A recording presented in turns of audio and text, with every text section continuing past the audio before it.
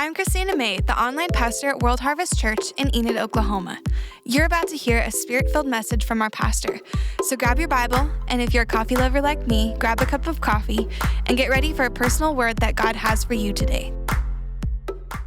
Hey, if you came in here today, by the way, I'm Kinsley Jordan. I'm our, this is a new title. We'll try it on, see how you like it. Social pastor for online. Hey to online family. Hey, social pastor, what's going on? I'm a worship pastor, social pastor to our online family. It's so good to be with you. Listen, I love you guys. I'm honored to be here with you to be able to share this message. And this is one thing that I want you to know. If you're here in the sanctuary, you'll see this in your seat. You're like, gosh, oh my gosh, they're doing something different. Why are they doing something different?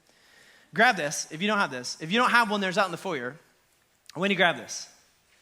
Because October 24th, that's today. Today's a Sunday, in case you didn't know. October 24th of today is your opportunity to literally transform your life with one simple step. Like, Kinsley, that's a pretty bombastic claim. If you will spend as much time this week applying what is on this sheet of paper that we talk about today, if you spend as much time applying this to your life as I have spent preparing and listening to the Lord, and as Pastor Brad has spent preparing and listening to the Lord, your life will never be the same ever again from October 24th, 2021. Notice none of that had to do with me popping into your home and giving you a rah-rah hot pop-up speech every day. No, it had to do with you. This got really unpopular really fast. Thank you to my praise section over here for agreeing with me. But here's the reality. This is what I'm asking you to do. So say this with me. Say it together. Say it with me. Say, Kinsley, I promise to do exactly what you say.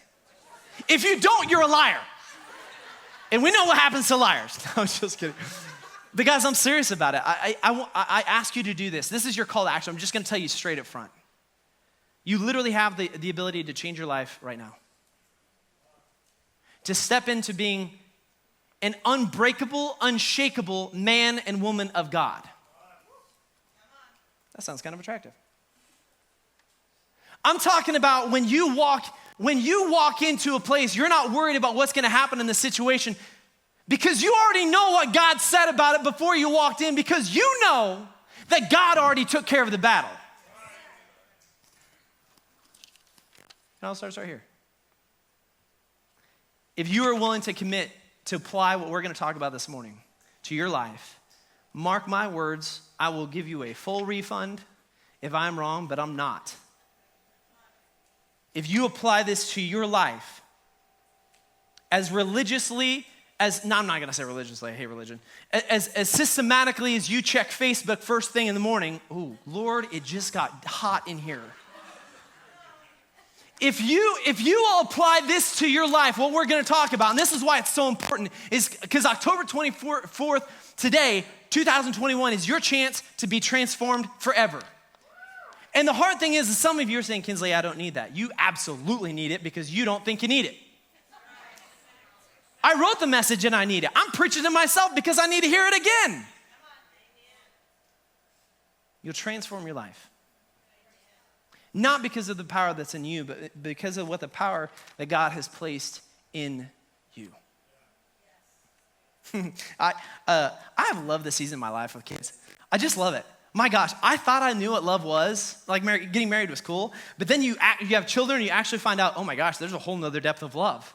And I'm told that when you're a grandparent, it gets even deeper and amazing. But I love the honest things that come out of my son's mouth. Caden, gosh. And Hadley, Lord have mercy. We were in Oklahoma City last weekend. And we were just going around. It was a fun day. It was a yes day. Whatever they said, I said yes. This is my favorite day. It's Brooke's most hated day. Because I'm the easy yes guy. I'm like, hey, Dad, can we do this? Yes! Brooke's like, yeah. Because she's a logical one. I love it. I'm out of control. She's logical. We're a great balance. But we were going to this place. We were walking downtown, and there was this like roped off area, this kind of VIP area. You could tell like people who are supposed to be there know who they are. And if you don't know you're supposed to be there, then you're not supposed to be there. And we were walking by, and Caden just bebops to his own tune, man. Him and Hadley just do their own thing. And he was walking along, and he started going over towards this like VIP area place. And it's like, Caden, hey buddy, we can't go over there. That's for special people. Come on, let's go over here. And I've never seen so much judgment come out of a 4-year-old, 10-month child. I've never seen so much judgment come out of anybody's expression than in that moment when my son corrected me and looked at me and scolded me all with one look. It was like this. And he said the words that literally shook me to the core. Dad, we are special. And then he did the next thing. Is he turned and proceeded to walk into the VIP area. My boy just doesn't know that he's special. He walks in it. It was this moment that I was like, oh my God, I don't know who I am. My son knows that I don't anymore. It was just like, it was crazy. But the amazing thing to me was the reality that there was no other truth besides that. He knows that we are special. And if the special people don't get into the special place, then the special party ain't gonna happen. And he turned to walk on in. See, I had a perception from that situation based on what I gathered from the information. VIP, I didn't get an invite. I don't know what the party was about. I have no idea. I had this perception of what was going on there and what was acceptable, but my son, he had a totally different reality. But isn't it interesting, oftentimes, we live our life based off of the perception of a situation and not the reality? Because if one of us was right in that scenario, it was my son, not me. Dad, we are special people. It's crazy. It's crazy. You know, as we talk about this perception, we've been in an amazing series, The Haunted Heart. Wow. Pastor Brad brought a phenomenal message, not just talking about the hurt of the past, but if we don't deal with the past situations, it's going to affect our present and our future. So we were talking about working through those past issues, right? You know, the baggage, the chains, the issues that cause our tissues. I don't have anything else to rhyme with. That was it. And today we're talking about the present, the perception of the present time right now. And there's a couple things that we have to outline straight from the get-go just to make sure that we're on the same page, because this is actually very, very important that we get this. What is fact, what is truth, what is reality, and what is perception. Now, Pastor Brad did a message a while ago. It's called True North. And what that message talked about is what fact is, what truth is, and then how that becomes a truth that you live in your guiding belief system. So I just want to go through some definitions real quick that are really important. What is fact? If something is fact, F-A-C-T, what is fact? Okay? How do you know something's fact? Okay? By what? It can be, they're saying it's proven. It can be proven by what? In an era of fake news and fake everything and real everything, how do you know what fact is? Is it what the consensus tells you? I'll help you along. The definition of fact is this: something that truly exists and happens, something that truly exists and happens. Something that has objective, quantifiable data-based existence, proven to be true or actually happened. It's fact. It's history.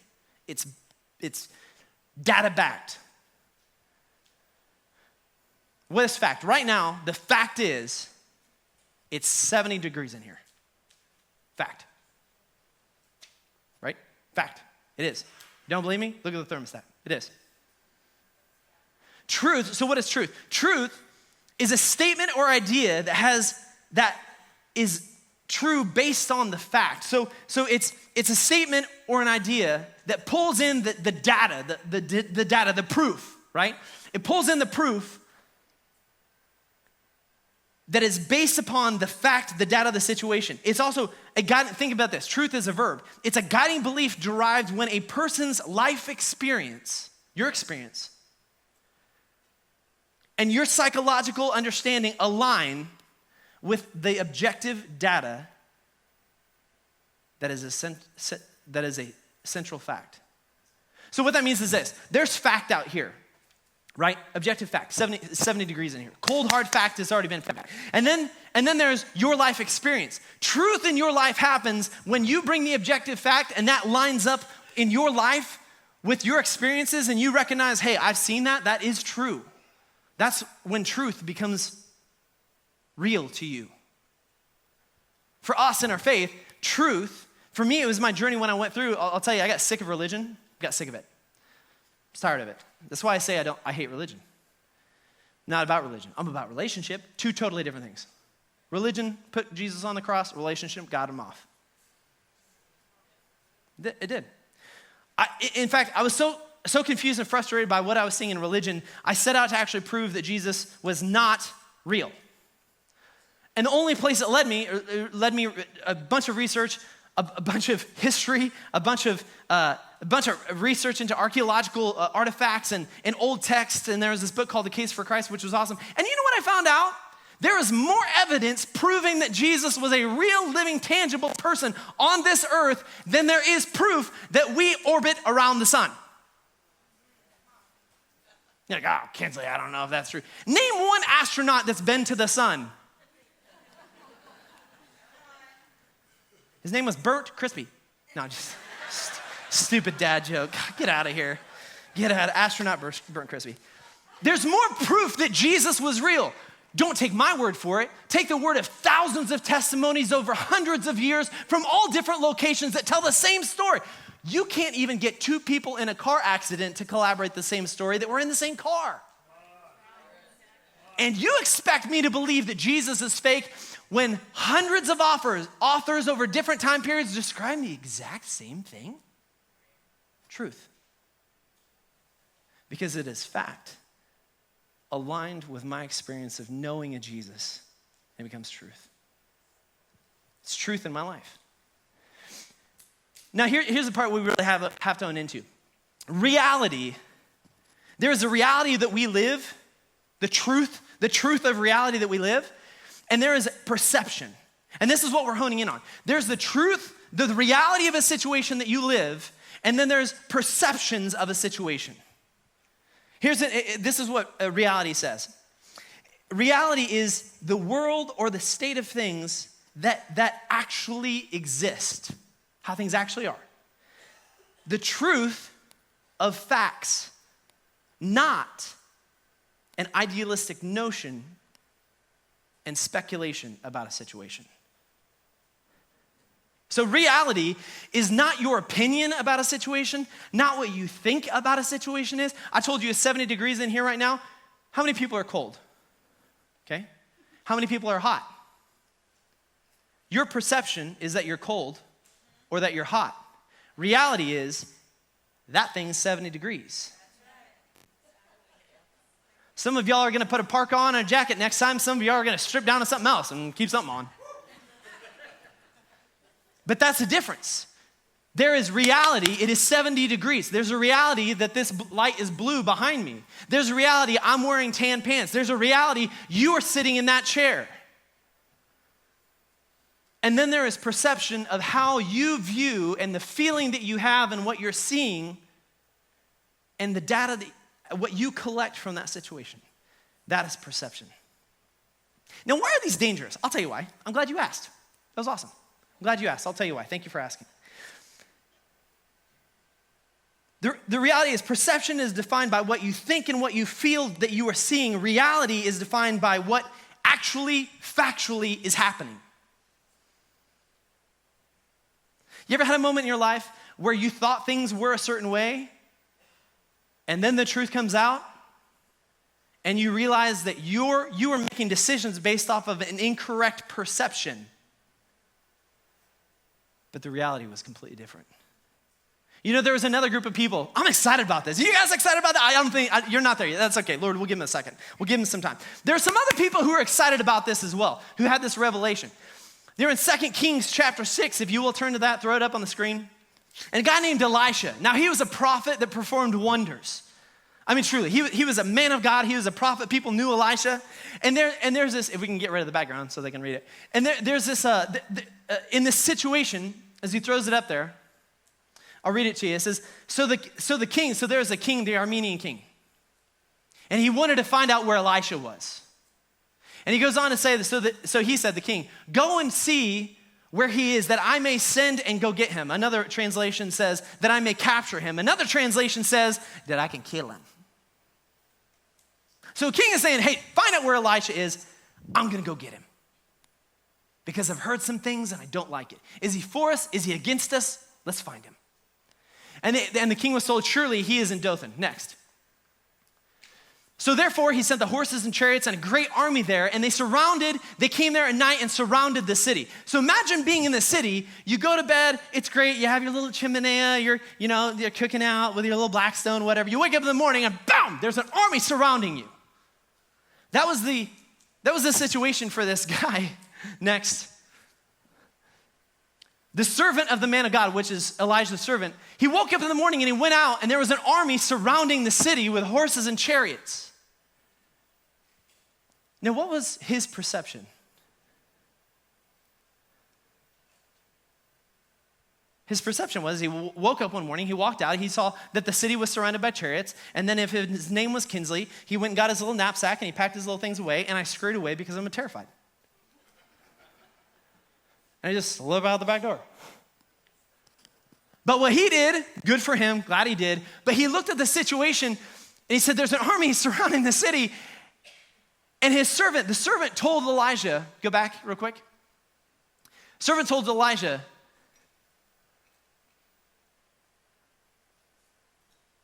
let's see where we at. Army surrounding the city and chariots. And his servant told him, alas, master, what should we do? He's reacting off the perception. There's a fear there. What do we do? What do we do? We're surrounded. What do we do? They weren't here last night. They're here today. It's like the worst version of Amazon. It just shows up. And Elijah said this, and the servant. So Elijah answered him, do not fear. For those who are with us are more than those who are with them. Does that statement sound like it's coming from somebody who is moved by the perception of what he sees or feels? Because as the servant looked at it, he's like, what are you talking about? We are literally surrounded right now. But Elijah said, do not fear, for those who are with us are more than those who are with him. Next. And Elijah prayed and said, Lord, I pray open his eyes that he may see. And the Lord opened his eyes and to the young man, and he saw, and behold, the mountain was full of chariots of fire all around Elijah. The perception is we're surrounded. The reality was, I'm not surrounded. My enemy is surrounded. Right now in your life, what is it that you have been saying to yourself of, Kinsley, no, you don't understand. This is how the situation is. The paperwork's going through, it's over. Kinsley, this is how the situation is. You don't understand. I fought it for a long time. This is how it is. Guess what? My opinion doesn't matter. There's only one thing that matters, and it's just as Elijah did, looking to see what the king said about the situation. What does God say about this situation? And the interesting thing is when Elijah clung to truth and he said, no. What you see is incorrect. It's a perception. It's deceit. You're being deceived. That's not actually what's going on. I love that we just sang that song that says, even when I don't see it, you're working.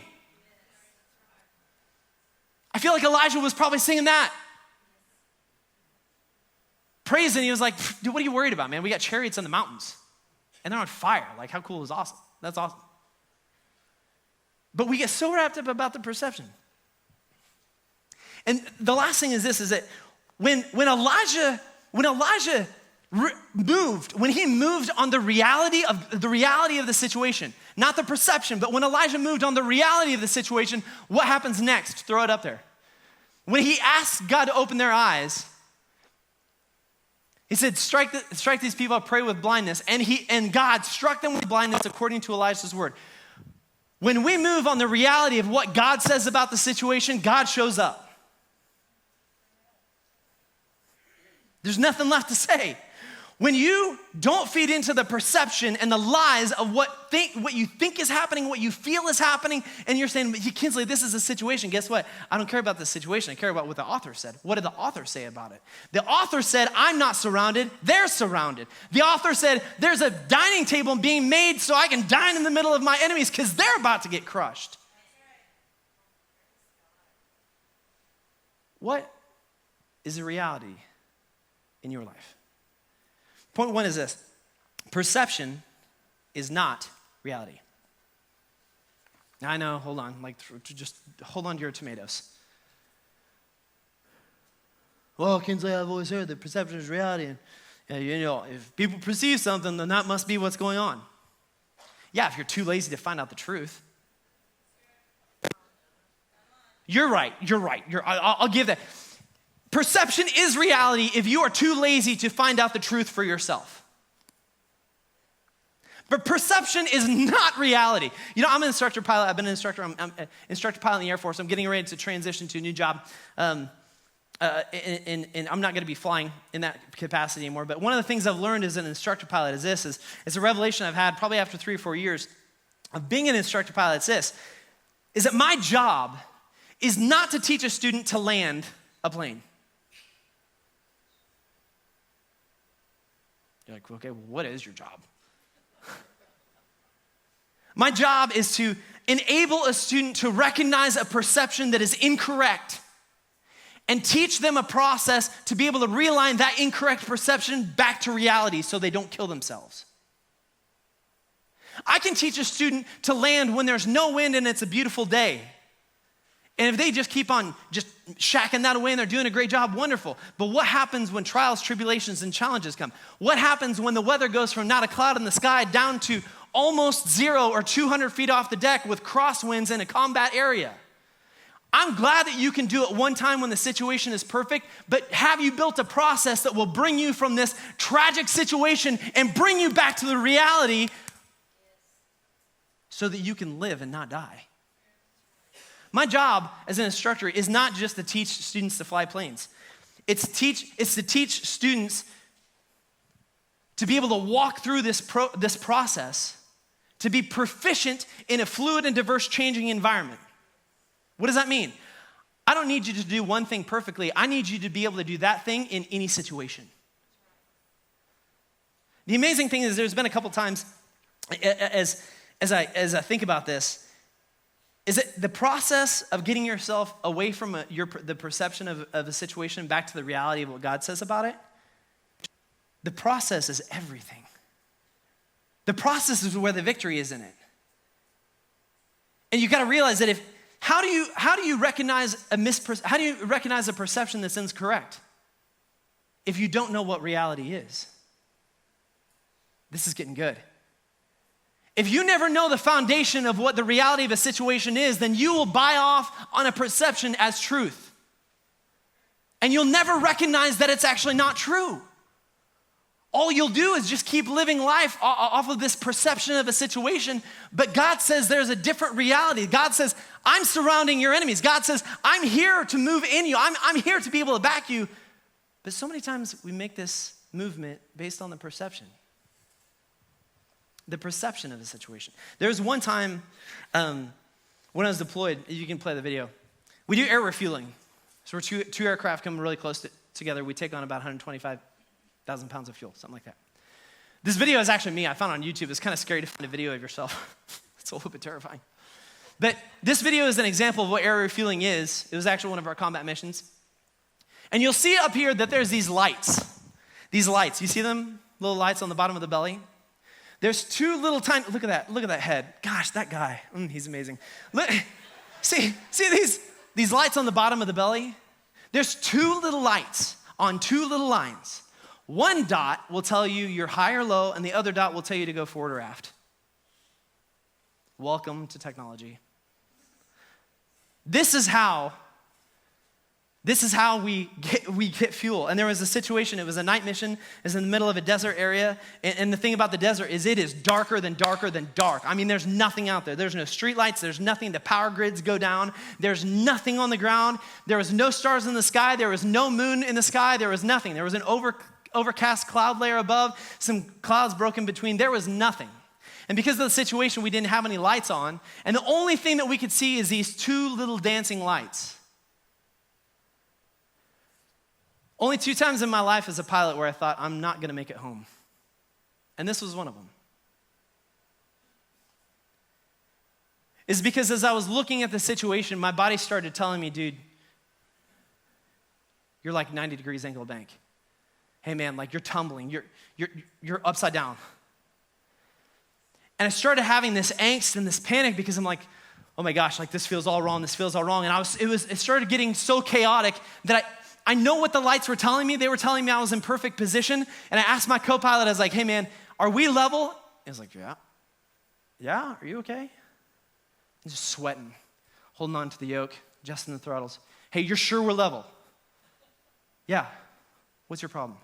I don't believe you. Hey, so got on the intercom to the other plane.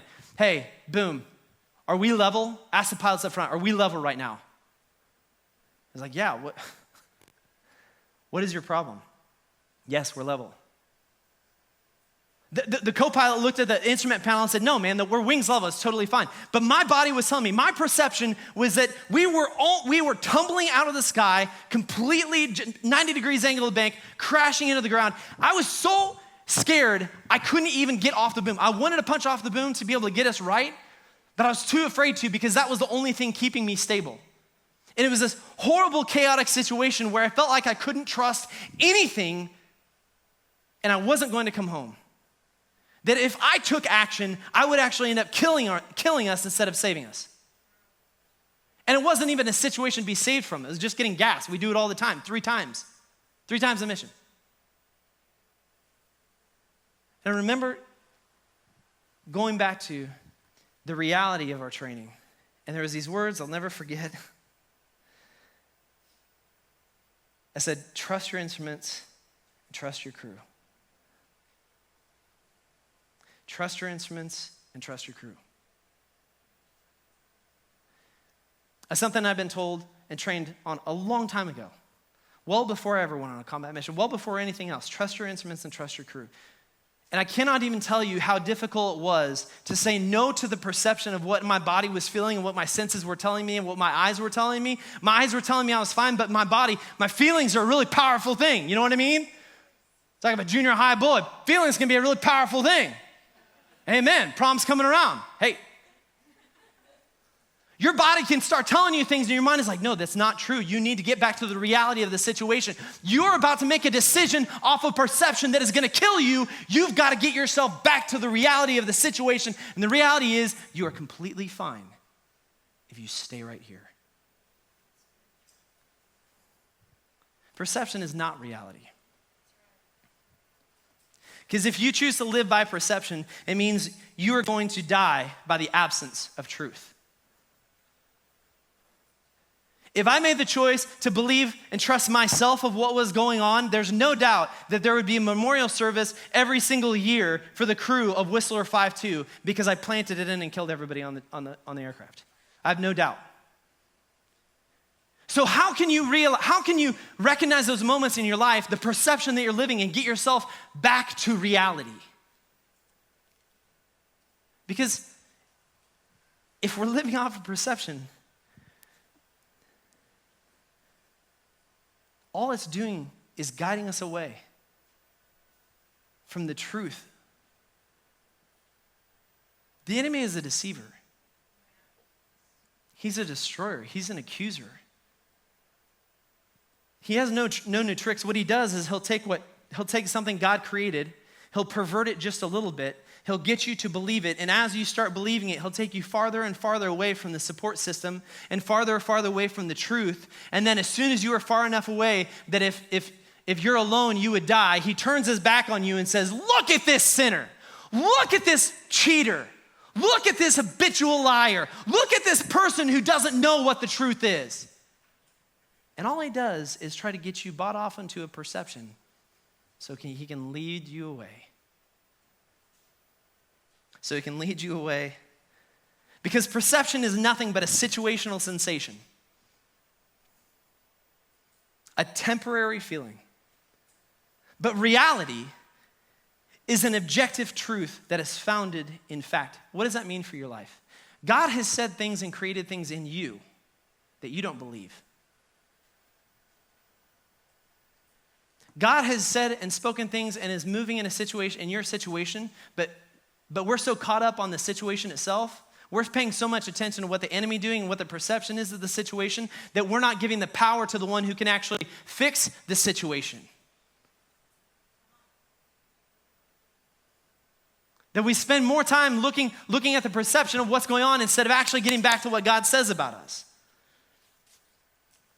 The second thing is this, is that we have to stop making eternal foundational decisions based on temporary sensational feelings. Don't believe me? Look at Facebook. Look at Facebook. Very few times is there anything encouraging on there, ever.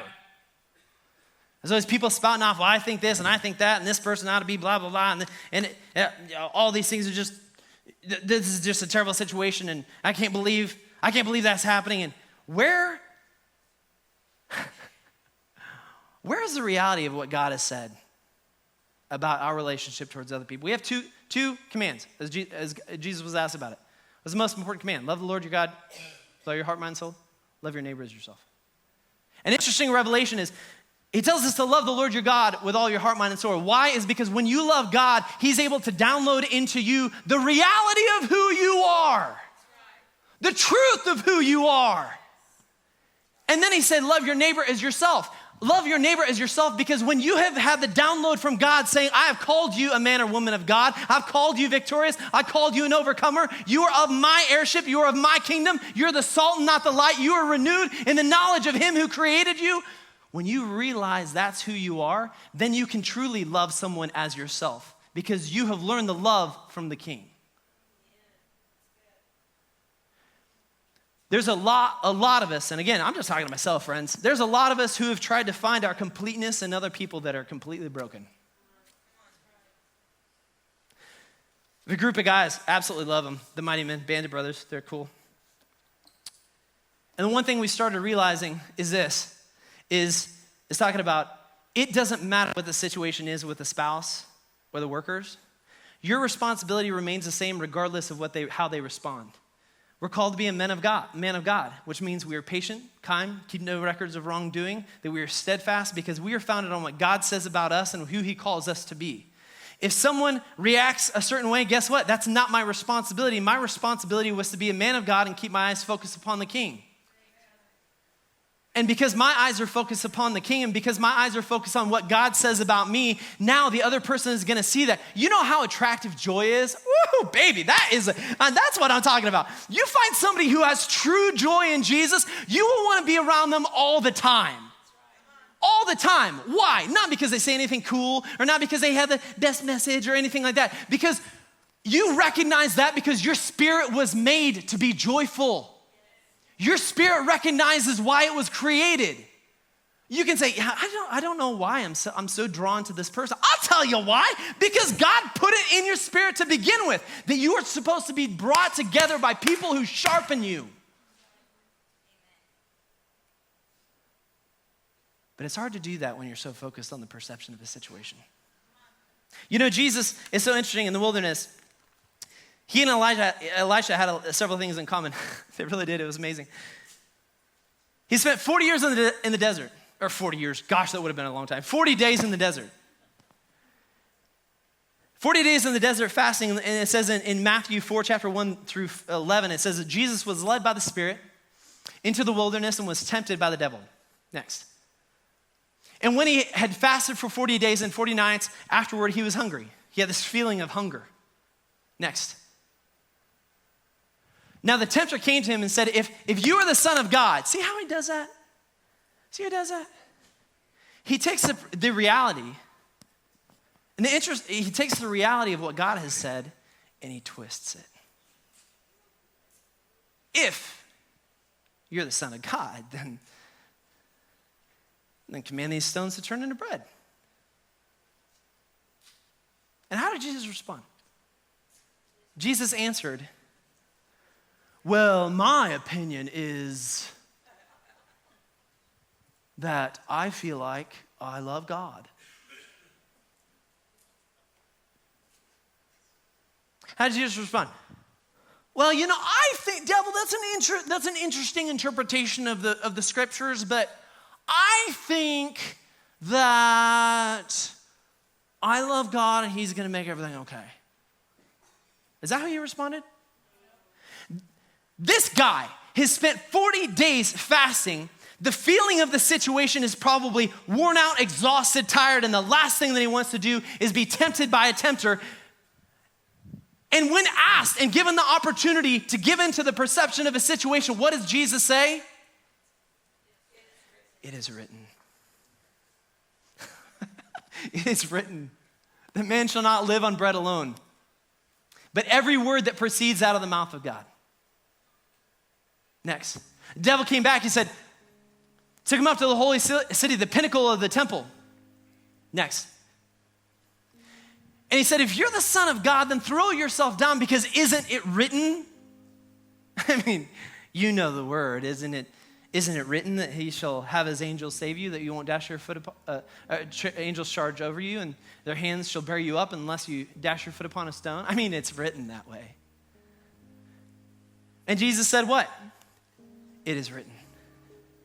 See, there's this perception that the enemy is trying to pull you away from and get you away from the only place you have power, which is what God has said about you.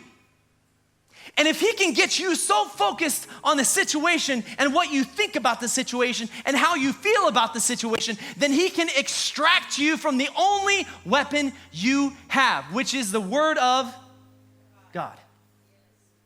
It is written. He asked him again one more time.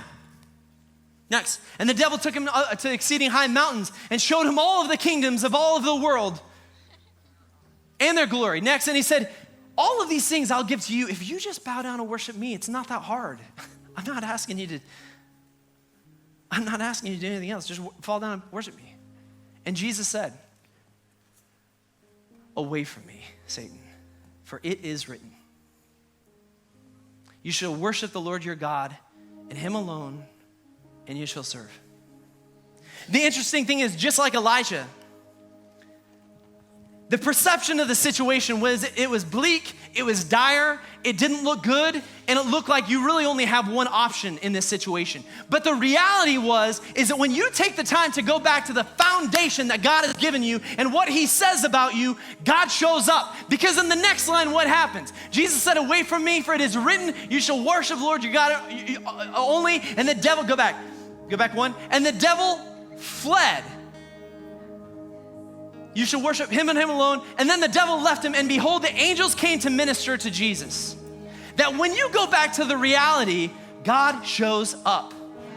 The question is this. Are you okay? Are you okay? There's one more. I'm telling you, this is transformational. October 24th, it's going to change your life. 3 is this. The reality is not defined by your perception. It is confined by his power. Think about that.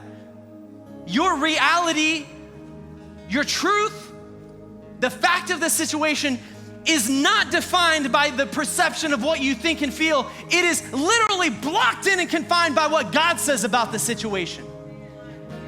Go back to Elisha. Elisha stood there and his servant was panicked, and he said, but the perception is we're blocked. This is going to be bad. And you know what Elijah said? No. God has confined my enemy so they can't get away. I'm not going to be moved by their perception. Have you forgotten what God has placed in you? But the truth is, if we were really honest with ourselves, I mean, let's cut the crap and just get down to reality. Some of us have forgotten that. We have forgotten what God has said about me. We have forgotten what God has said about your marriage and your life and your finance and the hurt that you have from losing your spouse, or the hurt that you have from things that have happened in a relationship, or the hurt that you have from getting fired, or whatever it is. The reality is most of us right now are focused more on the situation and how we feel about it than we are the reality of what God says about it. And we know that for one reason, because in 1 John chapter 4, it says this: you are of God, little children, and you have overcome them, being the enemy. Because he who is in you is greater than he who is in the world. It's so interesting. This is New Testament, but didn't Elijah say this about those same enemies? It's so funny that the message and the power of God doesn't change from thousands of years ago to today, which means if it is true in the Old Testament and it's true today with Jesus saying it, it's true for you. Go back one. And you have overcome them because he who is in you is greater than he who is in the world next. They are of the world.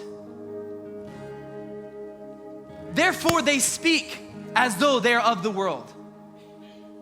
What does that look like? Well, my opinion is, I think the cancer is terminal. There's no hope. Listen, COVID has her too far gone. She's not going to get up and walk out of there. Listen, they've been in the wheelchair for too many years. The muscles aren't going to come back to life.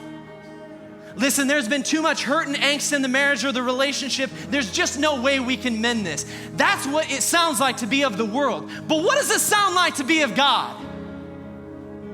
Because what God says next, and the world hears what they say, go to the next. What God says is, we are of God. He who knows God hears us, and he who is not of God does not hear us. But this we know because the Spirit of what? Truth. I want to ask you a question. If you will, just look at me, put down your phone, whatever it is. I want you to grab that sheet of paper. Hopefully you've been taking notes.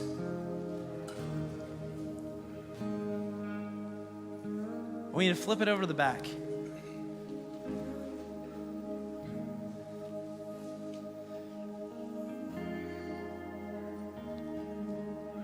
As I close, you know that I'm a bit of a special breed. I'm a little bit eccentric in my ways. And I love having a daughter that I can just terrorize with it.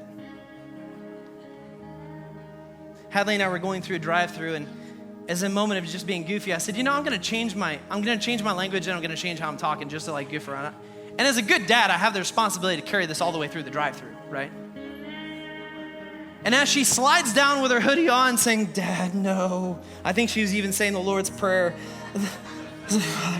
Lord, no. I was having a great time. And we drove away, and it was a couple blocks away, and she was totally silent, which is interesting for Hadley.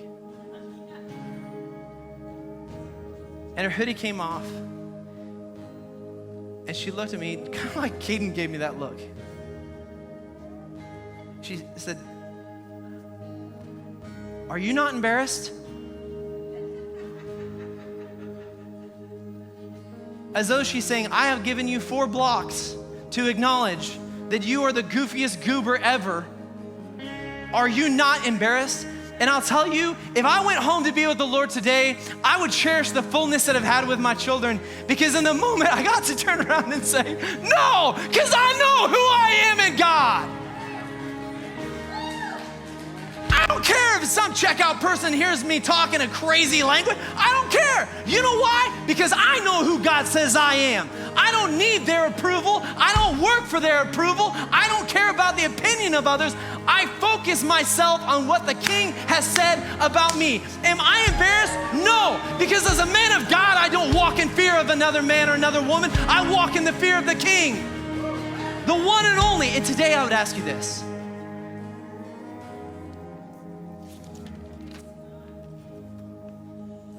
Some of us, if we're being honest, we have forgotten, or maybe we never knew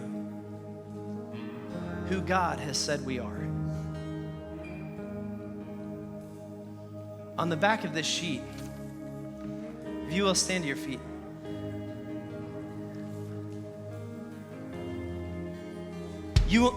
On the back of this sheet are the I ams all throughout Ephesians and Corinthians and John and Matthew of what God has specifically spoken over you, of what he has specifically said about you.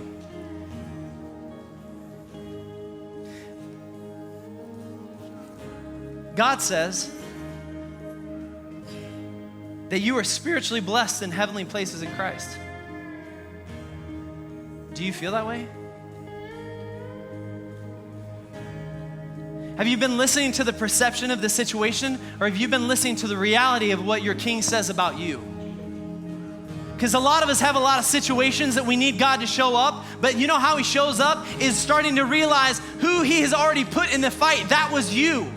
Because Christ in you changes everything. Do you feel like you're a new creation? Or do you feel like that you are washed up and you can never be forgiven for what's happened? Do you feel as though you have the revelation knowledge of the King who created you? Or do you feel as though that I'm just getting old and I'm forgetting things? Do you know in your heart that he has set you to be victorious and an overcomer? Or are you listening to the words that have been spoken over you by the world for the last 20 years? Thanks again for listening. We hope that this message inspires, challenges, and fuels you up to take a real Jesus to a real world. If you'd like to connect with us in any way, please go to harvestina.com/connect. Or if you'd like to learn more about us as a church, please go and check us out at harvestina.com. We can't wait to share another message with you next week.